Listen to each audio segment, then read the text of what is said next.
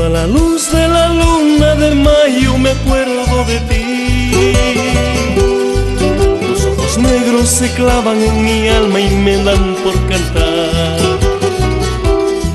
Un cigarrillo apura el recuerdo, el tiempo ansiado, el canto turbado en la tumba febril. Pero tus ojos señalan la meta de no abandonar.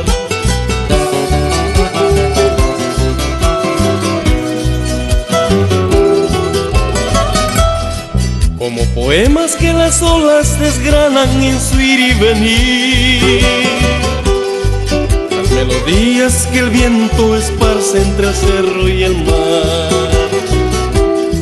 Así es tu vida, tu sino, tu historia, tu raza, tu larga batalla por la exaltación.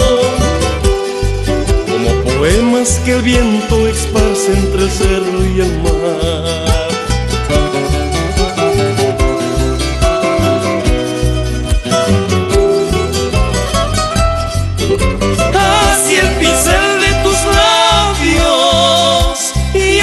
Dejado sabor a ti, aunque te marches antes del beso.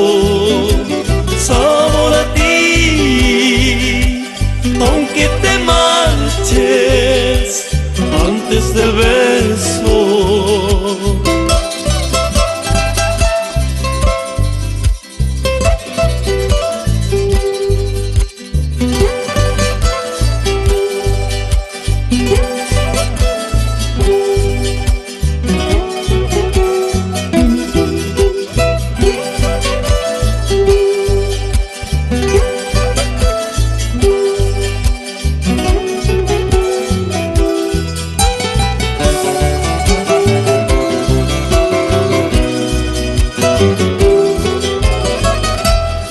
Como calandrias que a veces se marchan antes de llegar, como los ríos que esconden su cauce antes de la mar.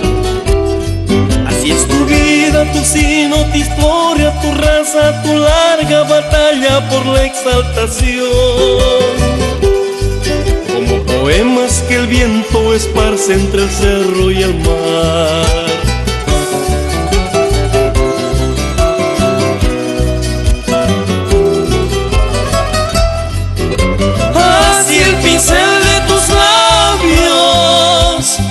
Me han dejado sabor a ti, aunque te marches antes del beso.